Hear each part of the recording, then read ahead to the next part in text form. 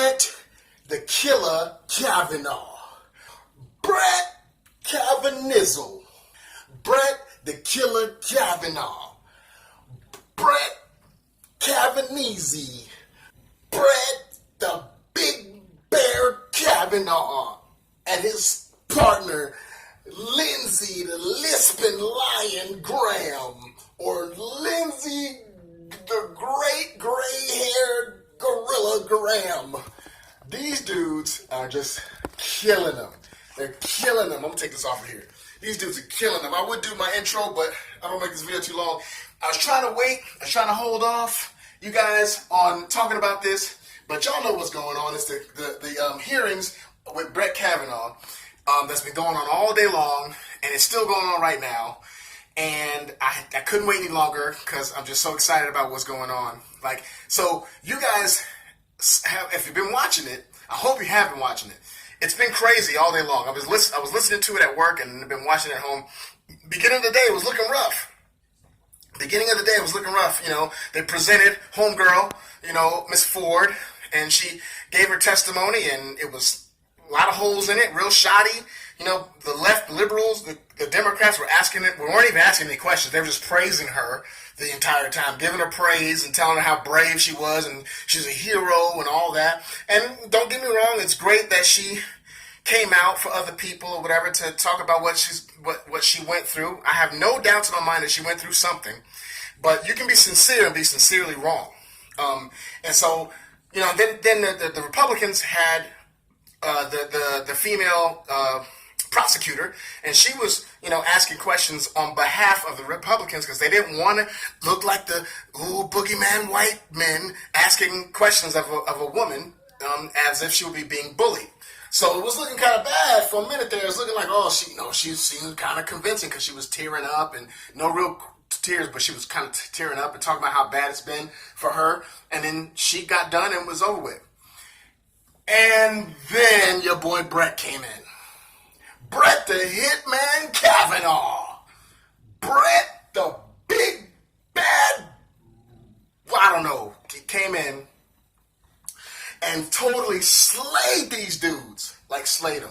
Like, if you were watching, he had 45 minutes of his, opening statement where he just went down the line. Blam, blam, blam. Homeboy has calendars of each day of what he did in the summer. He said, boom, you want to know what I was doing? Homegirl can't even remember where it was, when it was, who it was, whatever. She's got gaps in her memory, and the people that she said was there with her all said that they weren't there. They don't know nothing about it. He had calendars of where he was at on them days. Like, dude was ready for it. He was not playing with them dudes. The whole time he showed his emotion. You know, he talked about how his daughter talked about that they should pray for her. Like, the cool thing I want to point out is that he didn't go after the lady. He didn't go after Miss Ford. He didn't go after her. He's went after the people that's behind all this. And in case y'all didn't know, I'm gonna run it down real quick. So she came up with this allegation, gave it to Dianne Feinstein, Fee Fi Fo Stein, gave it to her months ago. And she held on to it, saying that, and her excuse is that the lady Ford didn't want it to come out. But if that was true, then Miss Ford wouldn't have said that she would have been subject to a private investigation, a private hearing, which Brett Kavanaugh was willing to do. The day after the accusations came out, Brett Kavanaugh was like, let's do this. Let's get it cracking.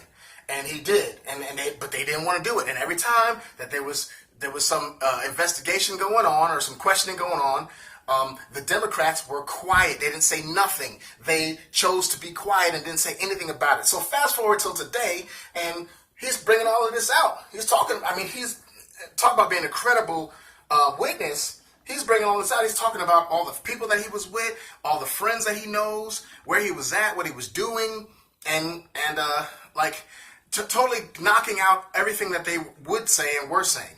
So then they go on to the questioning, right? And Dianne Feinstein's all fumbling over her words because she know that he just gave him the knockout blow. And it's like, you know, like in Rocky 3. Did y'all see Rocky 3 when Clubber Lang was boom, boom, boom, boom, and at the end of the fight, you know? And Rocky came out in the second round, Clubber Lang started beating him up, but Rocky let him beat him up. And at the end of the round, Rocky just came back, blam, blam, blam. And nothing that they could do, nothing that they can ask him is working because they keep circling back to the same questions that he's answered like 10 times already. They even went through his yearbook quotes in his yearbook, line by line, trying to make it seem like he's this big drunk dude and he can't remember this and that. He keeps telling him over and over again, yes, I drank, but not so much to where I was drunk, or to where I couldn't remember what I was doing. And by the way, here's everything that I did. And by the way, here's the people that responded to or that would corroborate what I'm saying. And by the way, the one who's accusing me, the people that she is saying would corroborate it, they say that in a sworn statement, saying that they weren't there. And then they keep trying to go back to saying, the Democrats keep trying to go back to say that his friend, I forget his name, and this friend is a guy that had drug problems and all that, should be there to testify. And he sent a sworn statement that is, if he's found, they find it that it's a lie that is,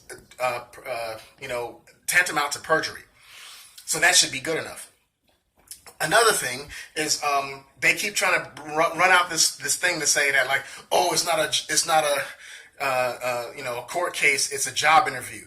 And another senator, which I'm going to talk about in a second, brought out the fact that no, you guys are charged or bringing allegations of crimes that this man can go to jail for years. I didn't know that in Maryland there's no statute of limitations, so he could go to jail for not only perjuring himself but for doing what he's if he was found guilty. So Brett Kavanaugh came in there with both hands, blah blah, swinging, fighting for his life, and he was hitting on every single one of them. I think the American people need to realize that there's a fight between good and evil going on, and what's happening is this is a good thing. I see a lot of conservatives, a lot of Christians, a lot of people talking about how this is sad to watch and it's hard to watch, but I knew this was coming. I've been telling y'all that there is a line of demarcation that is happening between good and evil, and you guys are seeing in front of your eyes. If you were on the fence about who was on what side, then you shouldn't be on the fence now, because they are showing their butt, and they really got exposed today. And then my man, Lindsey freaking Graham. Well, let me back up. So when Kavanaugh came out, and he had his 45 minutes of just slaying the Democrats, slaying the whole room, then the same lady, the prosecutor, was beginning to make say her questions, and about maybe 30 minutes in, she was saying several questions, like, doing the same thing. And what was bad about that was that it seemed like the Republicans were leaving Kavanaugh out there to dry. The Democrats, they came to give her homegirl props and was talking about how much she's a hero and stuff. But then the Republicans were being quiet and just kind of leaving him out there to defend himself.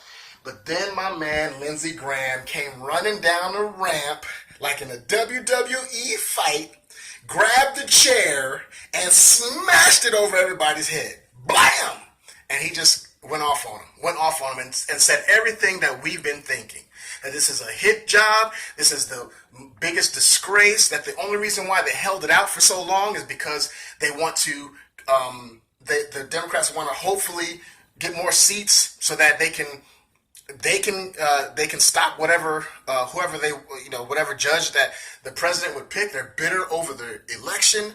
Like, it's obvious, because when the Democrats, each time he goes to the next senator, Cory Booker, Kamala Harris, whoever else these dudes are, they keep asking the same questions that he's answered 10 or 12 times already, satisfactory.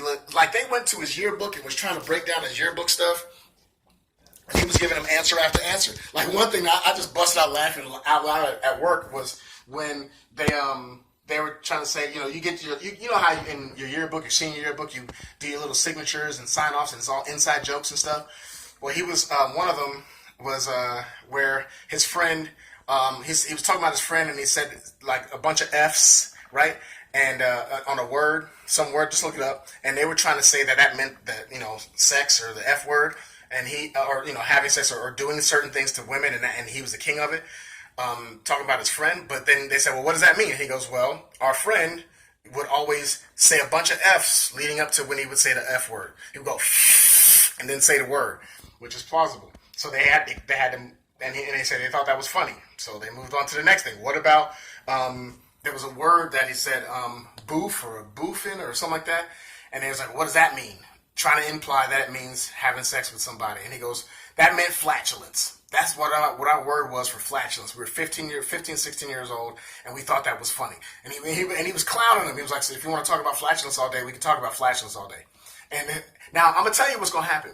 The left media, they're already, this Ford lady is their hero, and they're already like they're fumbling around and trying to figure out a way. If you watch, I'm gonna watch MSNBC tonight and just see what craziness they come up with to lick their wounds. And they're gonna say that Brett Kavanaugh was angry and he was mad and he showed that he could be angry drunk and all that. Seeing it completely different than the rest of the world sees it, which is crazy. But I want you guys to realize that this was going to happen. This needs to happen. And I'm hoping and I'm praying that the American people saw it for what it is. See it for what it is. The truth has come out. Now, I really think that and by the way, once Lindsey Graham started, and this is a testament to when someone who speaks up and encourage, then other people can gain courage from you as well.